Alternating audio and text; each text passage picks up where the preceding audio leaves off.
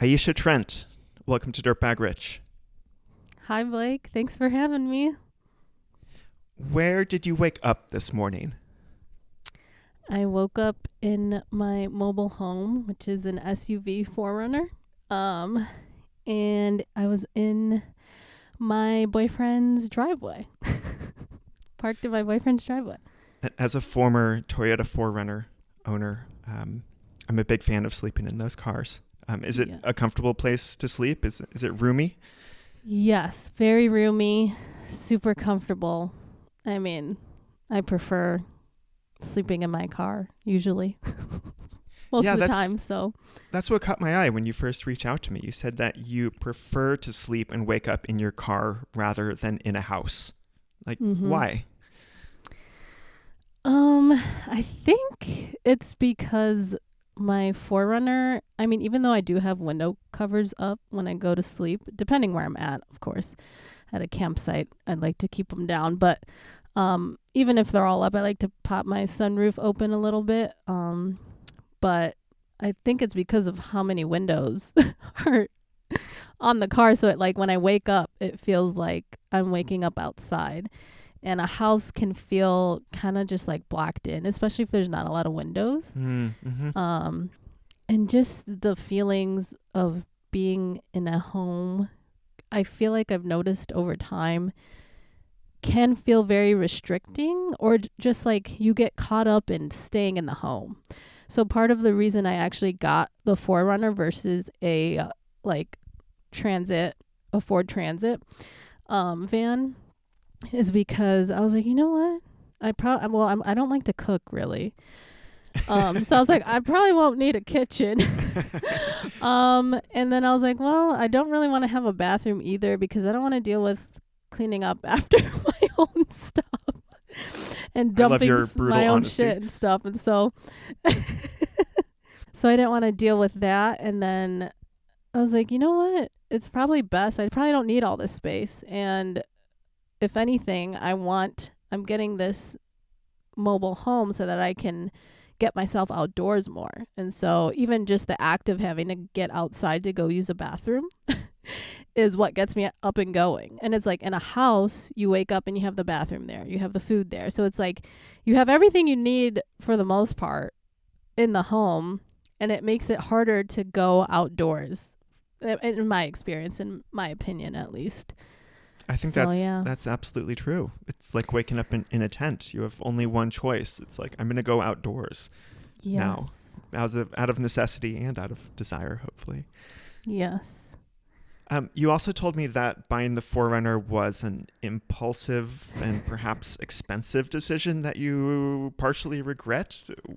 Tell me more. Yeah, I was just so urgent to get out there. So my rent or lease was up with my roommates that I was living with. It was a coworker actually, and 3 of his guy friends. We were living in a house, and it was up in November, I believe. And at the time, I had a Ford Fiesta, a little tiny car, and I was like, well, once I'm done at this house, I'm going to downsize and make sure everything that I own can fit into my Ford Fiesta. And so that's what I did.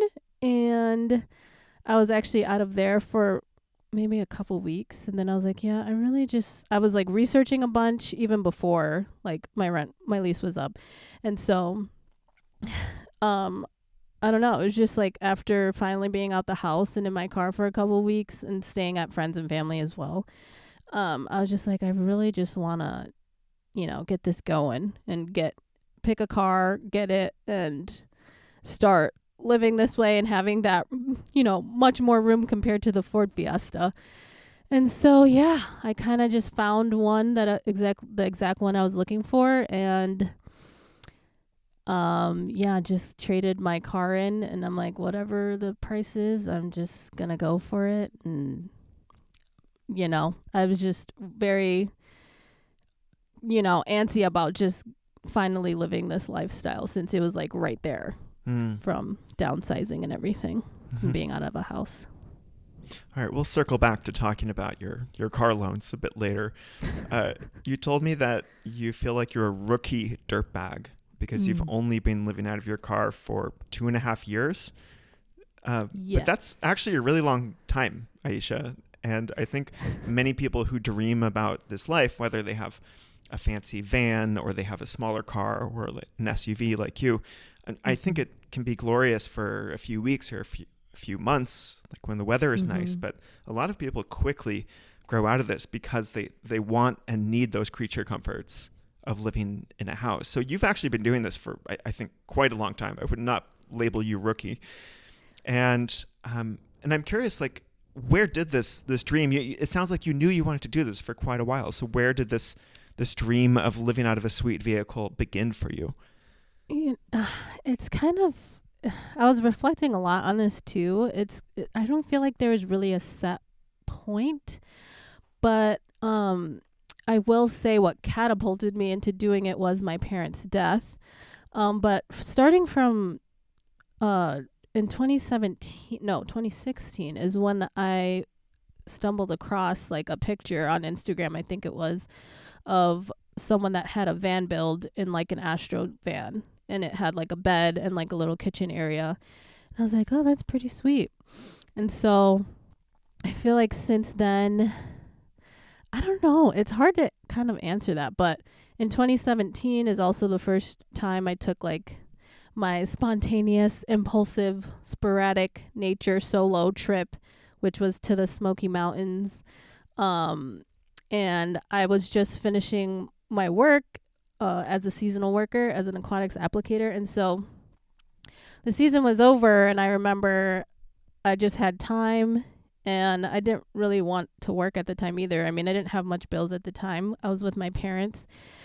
And so I remember I hiked at Starved Rock one weekend, and then I was like, I want to go somewhere else. And I was like, I've always wanted to go to the Smoky Mountains.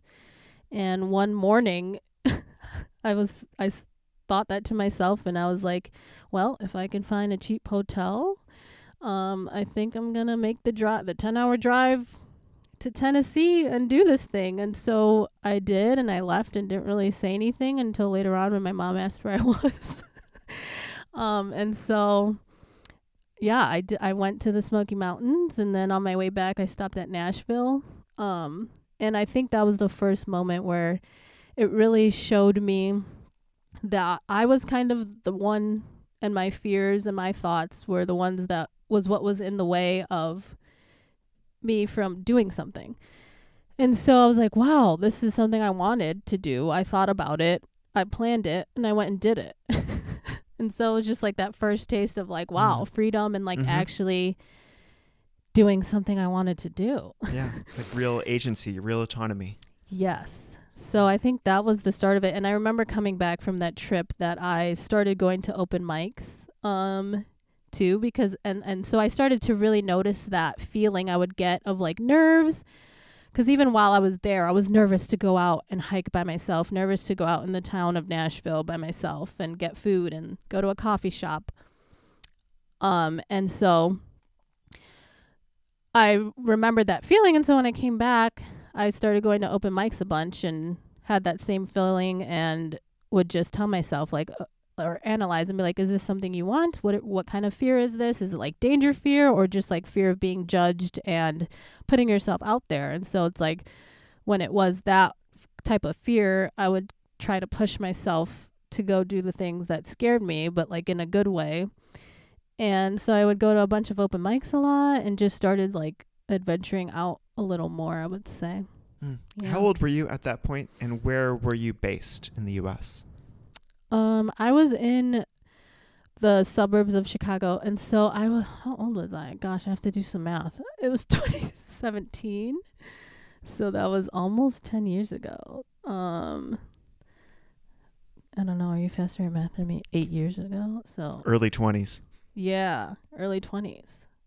So yeah, 23 is when I started my seasonal job. And let's keep going back down the timeline here. Tell me a bit more about what it was like growing up for you, and whether you had any models in your life of people who did outdoor adventure, who went, on big travel trips, the kind of stuff that you have come to embrace, or working in the outdoors, seasonal work. Did you have models in your life for that? Where did these seeds become planted? I don't really feel like I had models for that growing up. I think after like seeing that one picture on Instagram and then going to the Smoky Mountains, I think maybe at that time when I was 23, I would like follow more accounts like that, but I don't specifically remember doing that at that time really. Yeah, I'm like the only one in my family or the people I grew up around. Well, my friend loves the outdoors too. I have a couple friends. And one of my girlfriends, she would always go biking outside and love to walk or go on runs. And so I would do those things with her too. And we enjoyed that. But for the most part, yeah, I don't really think there was any models for that growing up, and it just kind of happened. And honestly, I also think that there's some connection with this lifestyle and the outdoors that I think relates heavily to me wanting to heal and work through traumas and like do therapy as well. I don't know if that sounds weird, but I feel nature as therapy. Yes, nature is therapy, and just in a way, it seems like going through that journey of working on myself. The more I feel like I overcame struggles, personal struggles and other struggles, is the more I found myself wanting to be outside more and just living more simply. Well, let's talk about your time in college, because I know that that's like a big part of your story too. Yes. Maybe just tell us what you studied, what you thought you wanted to do with your degree, and then there was this kind of pivotal moment close to the end of your program I'd love to hear about. Yeah. Of course. So yeah, in 2017 is when I graduated with my bachelor's degree in exercise science. And just the reason I even got that degree was because growing up and going to school, I had no idea what I wanted to do. And I didn't really know much of what was out there either. Like when I think back, when I was trying to decide what to do, all I thought of was like, oh, there's a business degree, or I can be an accountant. Or there I knew that there was exercise science or like nursing.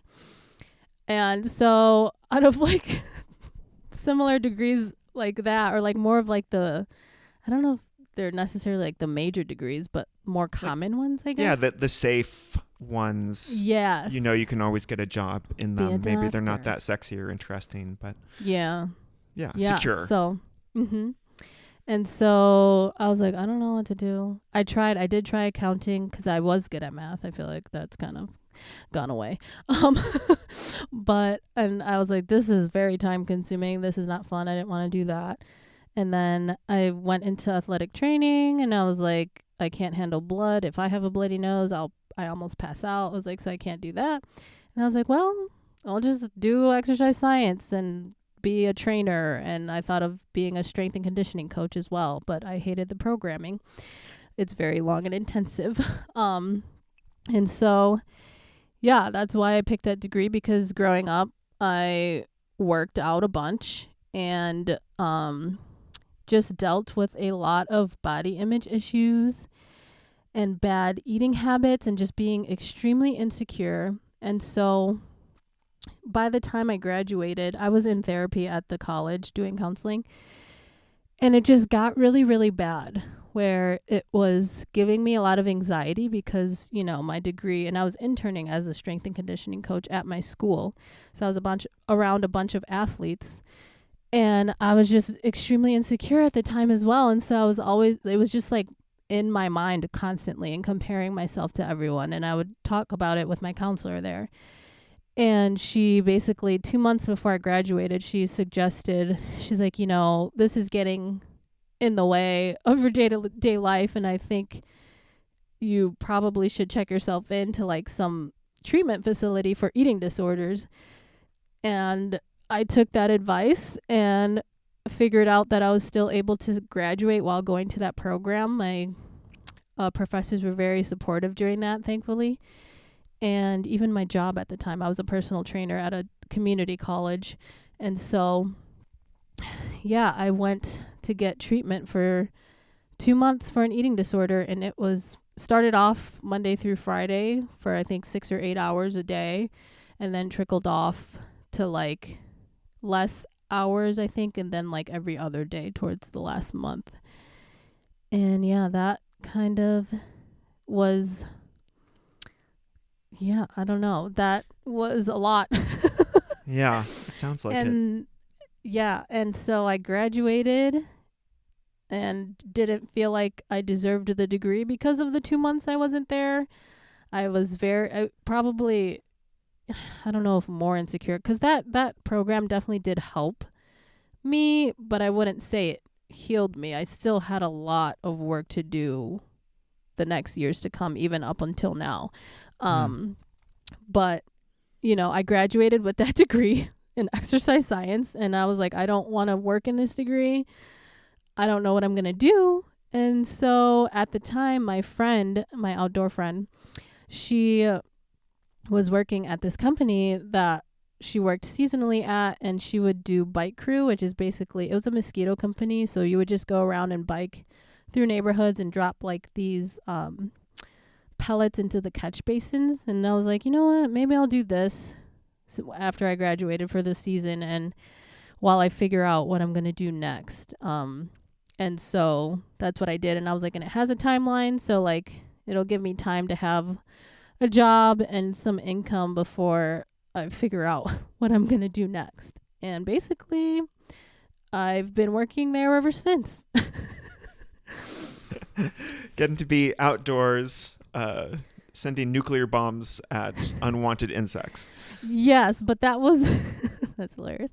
That was actually what I applied for the job to do, but I didn't end up doing that because that crew got full really quickly, because that was the more popular crew.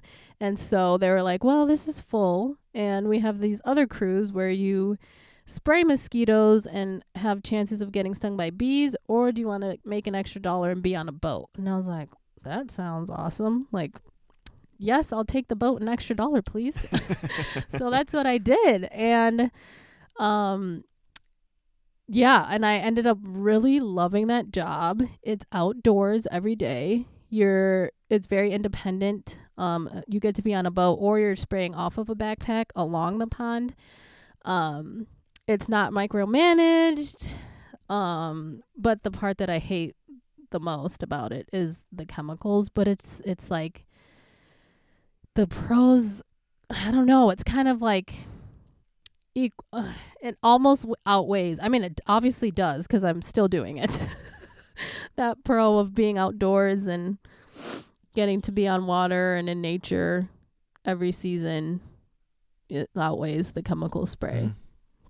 And just to, before we move on to your work right now and your free time, it sounds like your experience in college, doing the exercise science degree, ending up going to the therapeutic program for eating disorders, this all happened kind of just before your like nature renaissance moment around age 23. Yeah. And so I actually want to dwell on this for a moment, because this is something that I don't think gets talked about publicly too much, which is the relationship between people who are super into the outdoors, which includes a lot of the people who I interview, and myself included, and then body image issues, eating disorders, this desire to appear fit, to be like a super fit person, and how that relates to like how we choose to spend our free time, especially when you get into the world of like ultra running or Ironmans, all the hardcore endurance stuff.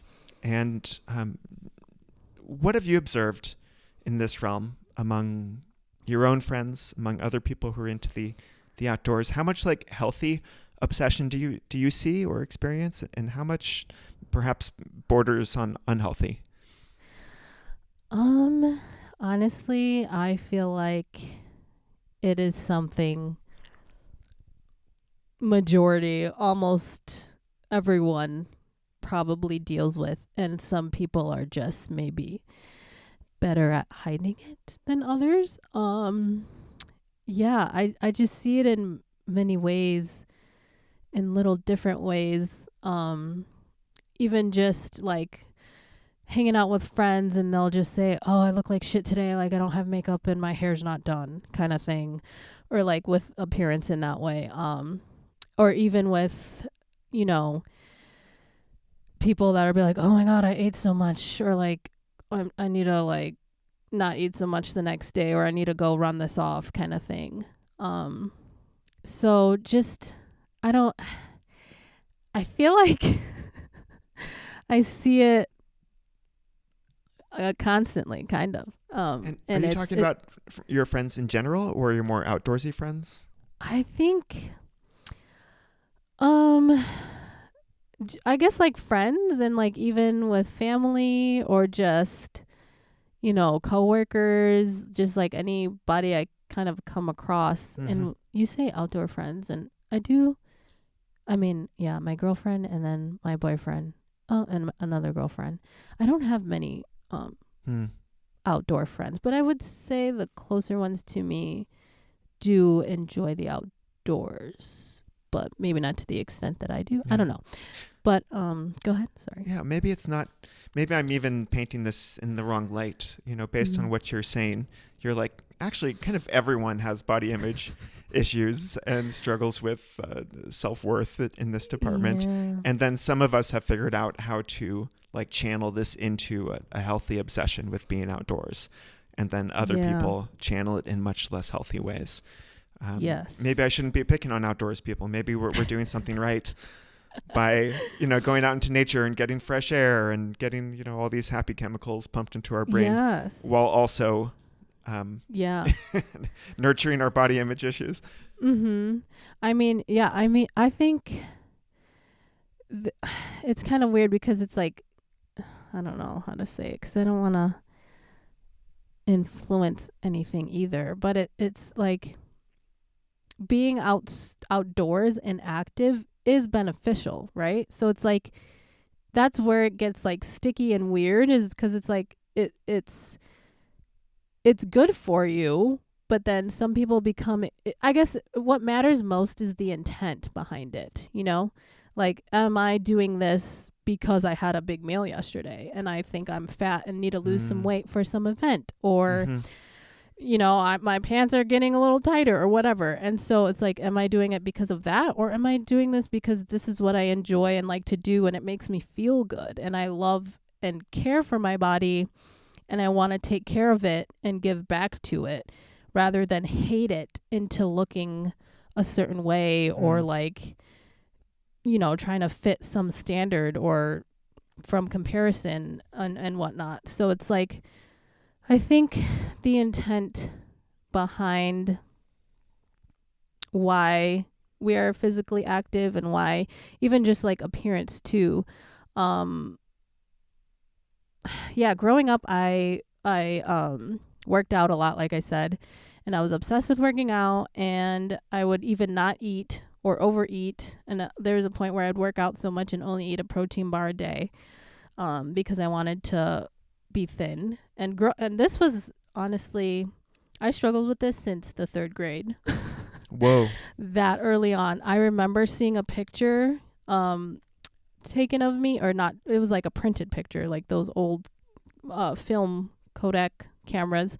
And I remember seeing one at in my classroom, and I was wearing these jeans and a shirt that was kind of tight, and my stomach was like hanging over my jeans a little. And I remember that bothered me, and I would compare myself to everyone in my class, and most of them were a lot, pretty slim. Like, I was definitely a chubby kid, I mean, and so, yeah, I mean, in middle school, some people called me King Kong. And I just dealt with a lot and hated myself from unfortunately, a very young age. And actually, sorry if I'm rambling too much, but I actually have I found an old journal a couple years ago, and I think it was maybe like 5th or middle school, and it's actually super sad. And it was something I wrote about, about being bullied. And it says, can I share this? Sure. Okay. So it said, I'll share, there's actually 2 ones, but it says, I hate it when my friends always make fun of me.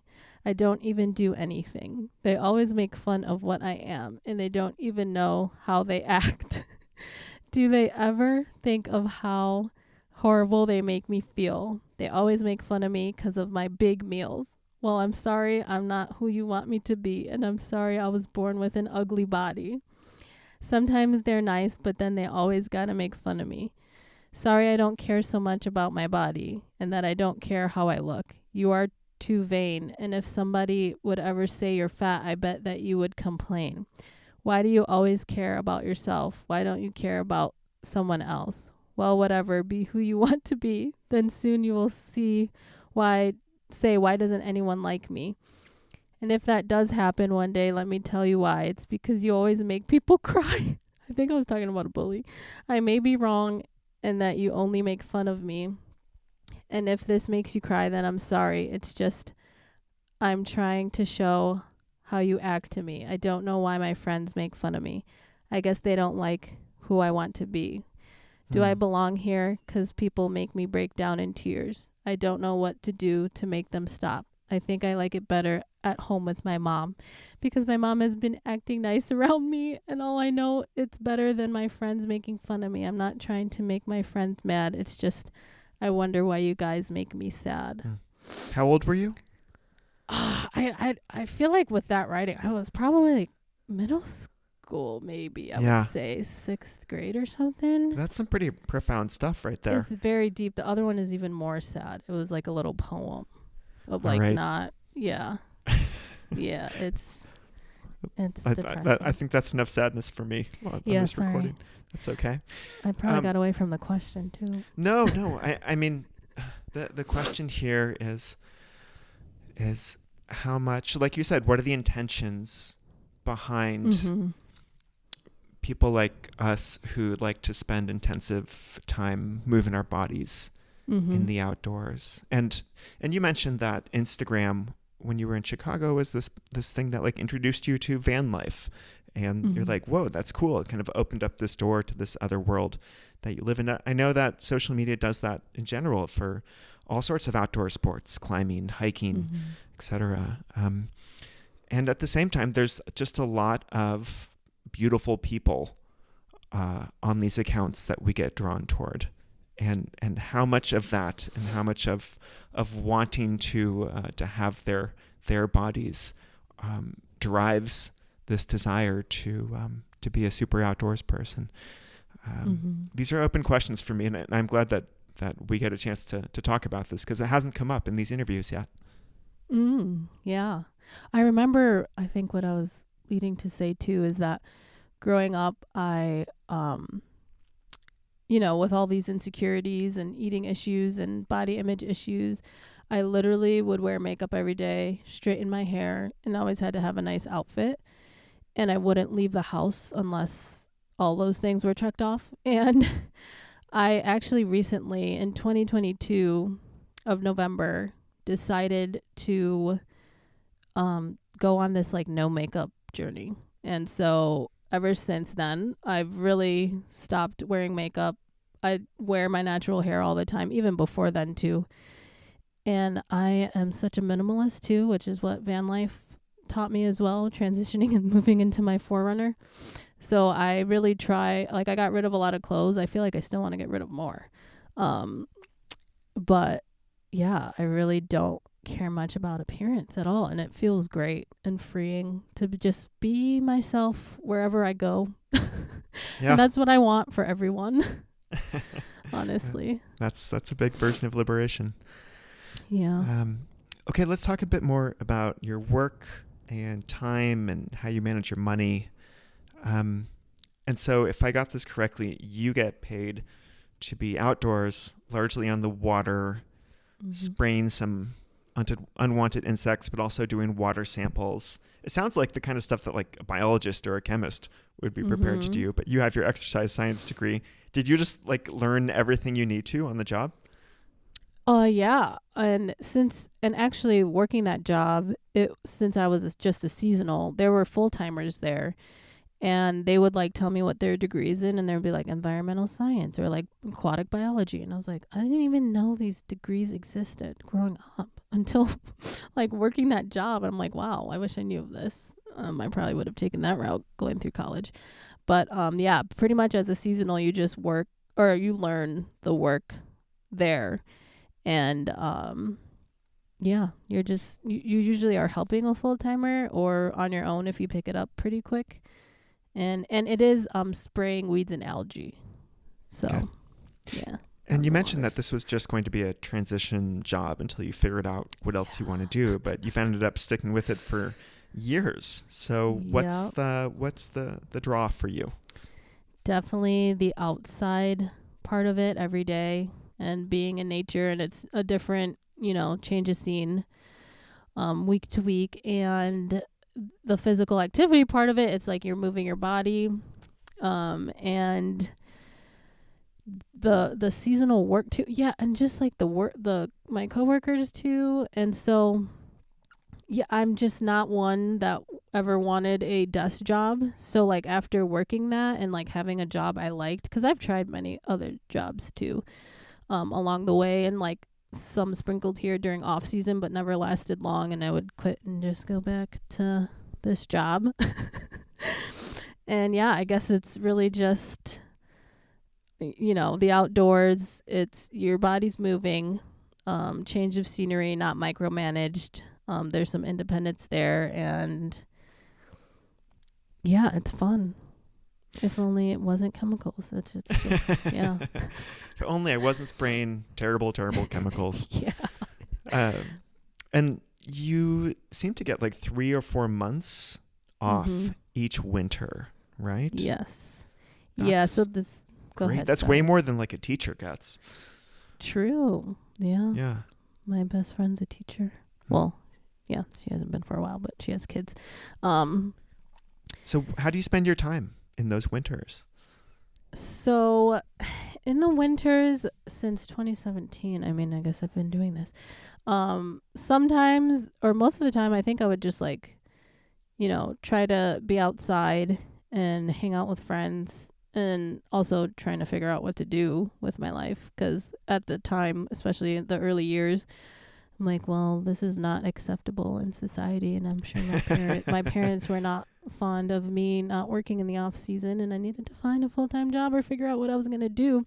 So actually, like in 2021, I think, I worked really hard and tried to get a full-time position there, but I know that they favored people with degrees, but I think because I was there for many years that they finally let me in. And so I was able to work full time, but it's kind of funny because after that happened, like a few months later, we got bought out and everything went to crap kind of. And so I left and went to a different company as a seasonal too, because part of the deal when I worked there, my boss, I made sure I was like, in the off season, it's really slow and it's more like desk work. And so I was like, am I able to still travel while in the off season when we're not outside and doing more remote stuff? And so he let me do that, and I was set on that. And then when we got bought out, they weren't going to let me do that. So I went to another company and went back to seasonal. And so, but also other things. Yeah, I just like to spend my time outdoors. In 2023, the end of 2023, 2023, going into 2024, is when I finally took a trip and spent that whole time off in my 4Runner traveling. And where'd you go? A lot of places. I went to California, Oregon, Utah, Arizona. Where else? I did stop at the Badlands. But yeah, I mainly stayed in those areas. I have a friend in Oregon. I have a cousin in Arizona. I had some family, and my friend had a wedding in California at the time while I was traveling, so that worked out nice. Oh, and Colorado. Did I not say Colorado? You did not say Colorado. What in the world? That was like my number one. Colorado. Oh my goodness, Colorado. So yes, I went there. Earlier in your winters off, you were having a bit more of like a existential crisis on repeat, because you're like, I'm not allowed to not work. But it sounds like you eventually settled into it, and then were able to start like doing more like long travel. But it sounds like you also prioritize a lot of time with friends and just like being able to hang around. And are you able to live off your savings during this time? And just in general, like the work that you're doing, does it allow you to save up a good amount of money so that you feel comfortable and can do what you want during the off season? Yes, absolutely. The pay is, from what I started into what I'm getting now, is like pretty decent amount. And I'm definitely able to save because I don't pay rent. My car and probably my student loans add up to rent. So it's just nice not to have rent on top of that. And honestly, not until this year, I would say, is when I really dialed in and focused on saving money a lot more, and like actually tracking more than I used to. In general, I'm someone that likes to overcalculate my expenses, so I always just have like more than I think. But yeah, I forgot the question. Did that answer your question? Yeah. Sorry.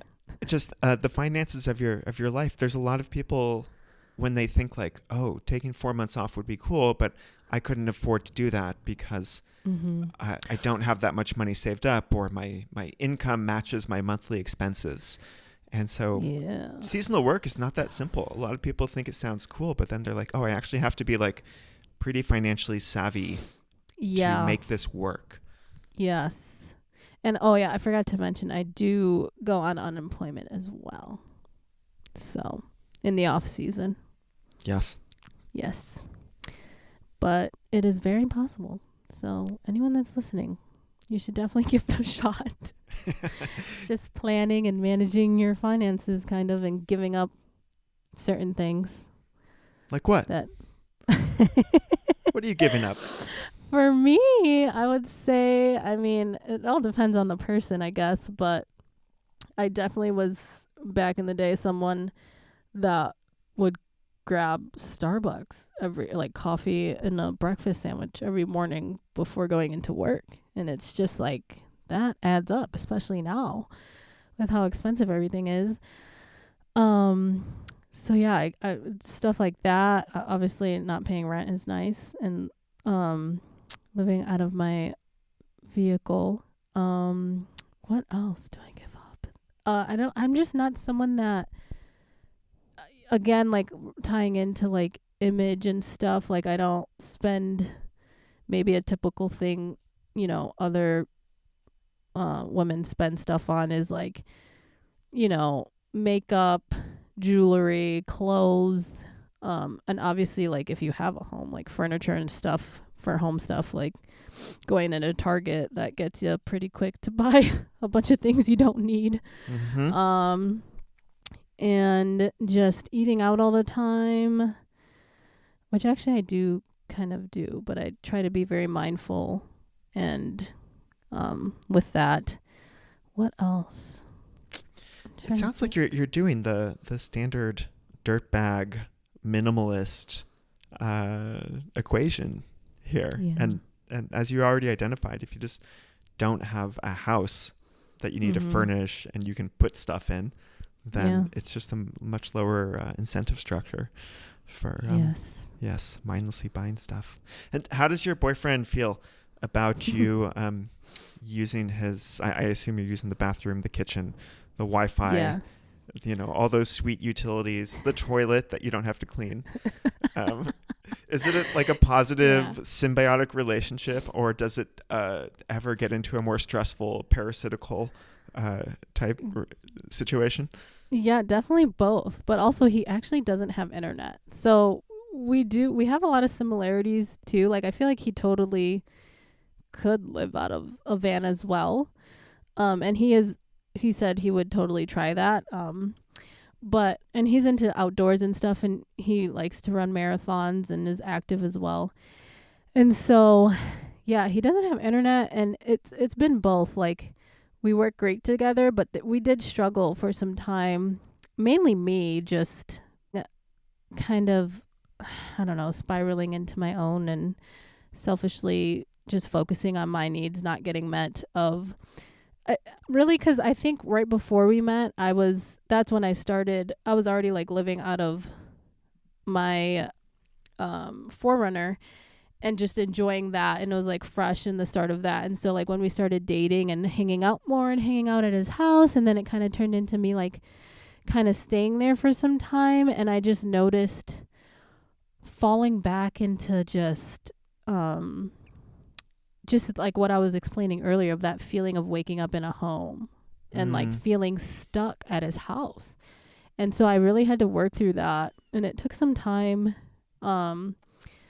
But we figured it out, and now it's like we find balance in, me still sleeping in my vehicle and parking in his driveway and still sleeping in the house sometimes. And just, I feel like we've figured out a balance of me and for both of us to have our independence still, while being together. Yeah. And he fully supports me in all of it, which is so great. He's awesome. Wonderful. Yes.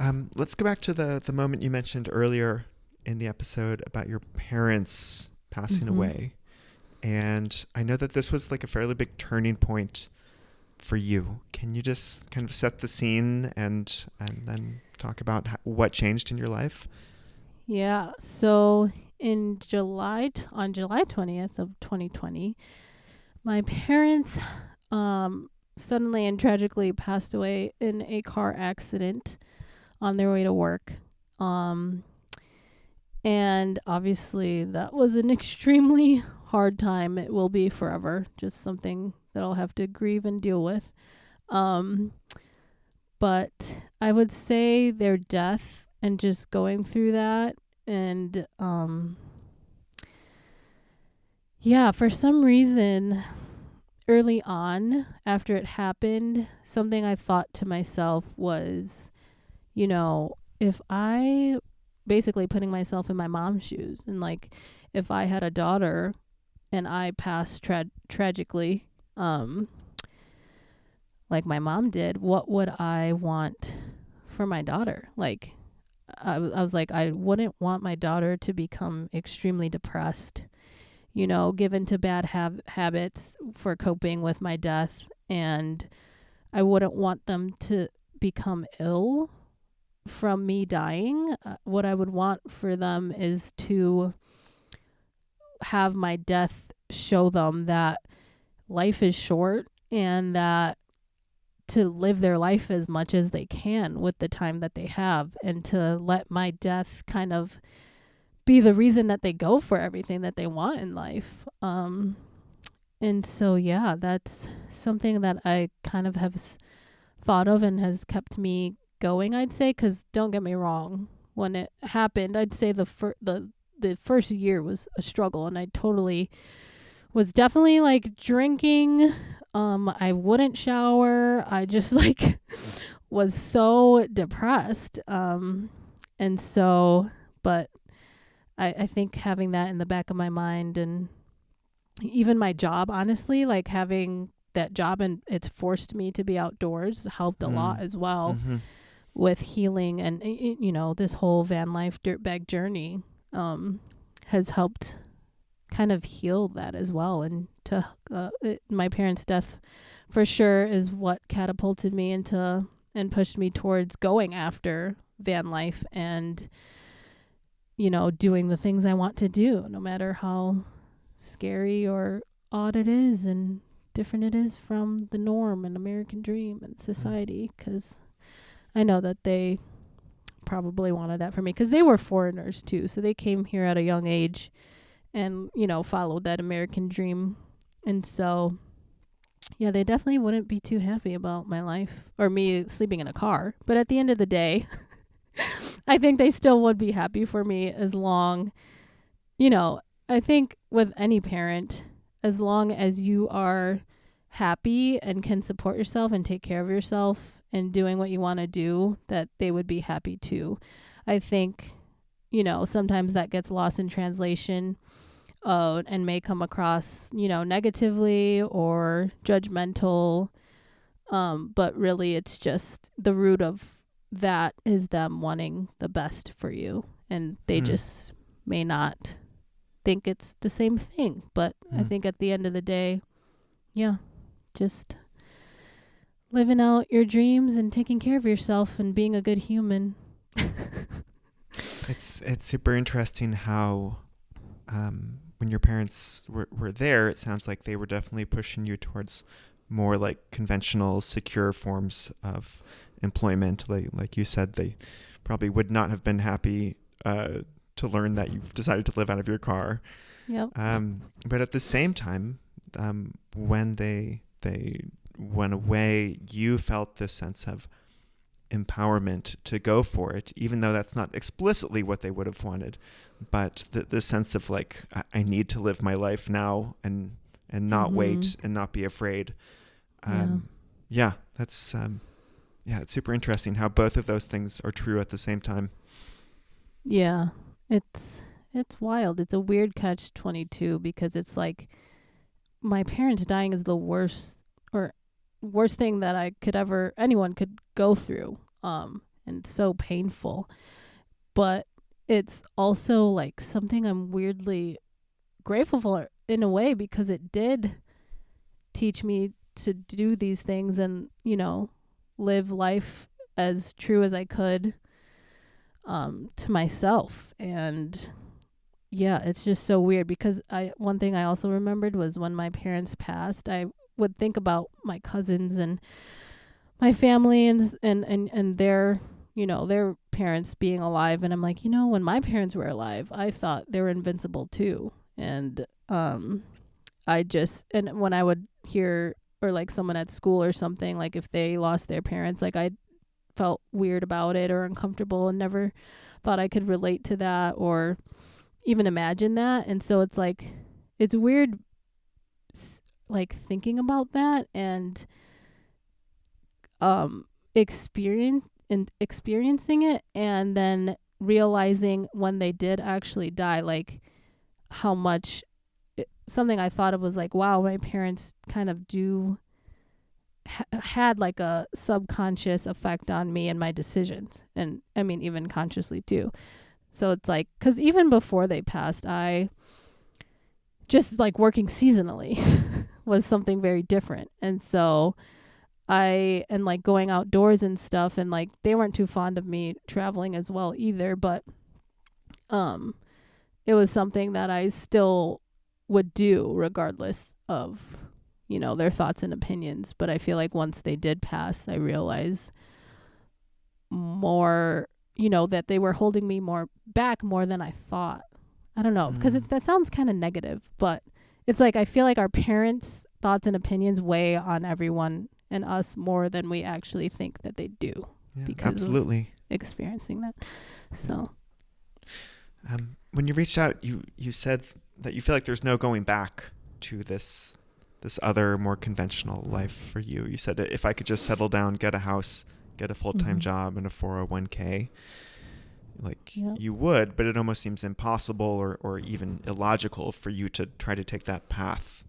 Like what makes you feel like you've really turned a corner and you need to live this different kind of life instead of retreating back into something that is much more secure and predictable? Yeah, so there's probably two parts to this answer. But the first part being that I feel like, well, maybe I'll say the other part. Is it's funny because you bring it up, because I think I also told you when we talked before of how now I actually am kind of considering working full time at my job, because well, they always have that offered to me. But I like sat down and ran some numbers, especially with my car debt and my student loans, and I'm like, wow, if I work full time and just do this for 2 years or even a year and a half, I could pay off my car. And I'm like, wow, that would be awesome, and then lead me more to like the ultimate freedom, in my opinion, where it's like way less debt or no debt, and being able to have the flexibility and options to work and do whatever job I want, seasonal or whatever, just something, even if it's working at like being a gardener or something, or working on a farm or something. And just being able to have more time and freedom after that, like, because 2 years is a short time, but it's also a long time, and that's another thing I find like I struggle to find balance with. And so I've been considering that and been battling with that to this recently, and got to figure that out. I feel like soon, because I don't think they'll have that position for me always. So but yeah, so and going back to with like choosing a 9 to 5 and having all like working full time and having the benefits, even if I do go back, like I'm saying, to pay off my debts, it's like I would never go back to just live in that and let that be my life, because I feel like it's just hard to go back to after experiencing working seasonally and being able to travel, and like even just learning minimalism through my downsizing to everything that fits in my 4Runner. And it's created, and like it was totally unintentional. It was just like initially I had my fantasy of like doing van life, and I was like probably more on the side of like just how it looks like on social media kind of thing. It's like, oh, I'll get to go see all these sites and go to all these places, and all this freedom and travel, and more of like that side of it. But from just, even if that was my motive from the start, like the process of having to downsize and live out of my car and do that really taught me more deeper lessons, and learning to minimize things. And I realized how much stuff would just like hold me back and really weighs you down. Mm-hmm. It's really wild, and I feel like so many people would benefit just from having less. Less is more. And so it really just taught me a lot about just what matters in life, and like what's important. And along with my parents' death, I'm sure like if someone dies, or like when someone dies, it's not like, oh, they like, I really liked their house and all the things that they had in it and the car that they drove, or like how they did their hair or how they looked. It's like, no, you remember the things and moments and the connection you had with that person and the time spent with them and how they made you feel. Nothing, it was not related to like anything aesthetic or the things that they had. Mm-hmm. So yeah, sorry, I keep getting away. No, I mean, you make it abundantly clear that if you do go back to full time for a year and a half or 2 years, you're doing this with this clear intention to just make a bunch of money, pay off your debt, so you can get back to this high freedom, high flexibility life. That's still a pretty minimalist, downsized life that you've really come to fall in love with. Yeah. And I think that's the big difference. Just like you mentioned earlier about going outdoors and body image stuff. It's like, what's your intention here? Are you doing this because out of a sense of anxiety and social comparison? And if you don't do this, you'll feel ugly. In the same way that, are you doing this because you just want to buy the same toys and go on the same vacations that other people seem to be going on, even if they don't seem super happy in that situation, or because you're like, there's definitely a huge pot of gold called like free time to go road tripping for multiple months at the end of this rainbow. Yeah. Wait, can you say that last part again? Are you doing it because there's a clear, wonderful result at the end of this 2-year period that you already know you totally buy into, and it's really good for you and it's healthy for you? Yeah. Aisha, I wanted to ask you as the last question. I know you have some international travel plans coming up, and can you share those with me? I'm so excited. Yes, I recently got my passport a few months ago, and so one set trip is going to be next year in July. I'll be going with my best friend and her husband and 2 kids. Her husband is from Austria, which is where you are right now. And he's from Salzburg. So we'll be traveling there. Me and my boyfriend, he's coming too. So we'll be doing that for a couple weeks. I'm super pumped. And then this off season, when I finish work in probably like a month, I may be going to visit my biological dad in the Philippines, which that might have been confusing now that I brought that up. With talk about my parents. So just to, I guess, clarify. Go ahead, yeah. So I was like, oh my gosh, we're ending and I'm rambling some more. But so when I say my parents, it's my mom, my biological mom, and my stepdad. But my stepdad has been in my life since I was like in kindergarten. So he is like a father to me. And my biological dad, wasn't really around. But my parents' death is something that actually helped me to talk with him more. And turns out he's been in the Philippines for the past like 10 years with some of my other brothers on my dad's side. And so, yeah, that might be a trip as well, going out there to the Philippines. Yeah, I'm so excited. And I want to go to Canada too. So everywhere, a lot of places. Hey, congrats on getting that passport. It sounds like you're making the most of it. Yeah. I'm excited. Great. Well, can't wait. Aisha, thanks so much for coming on Dirtbag Rich.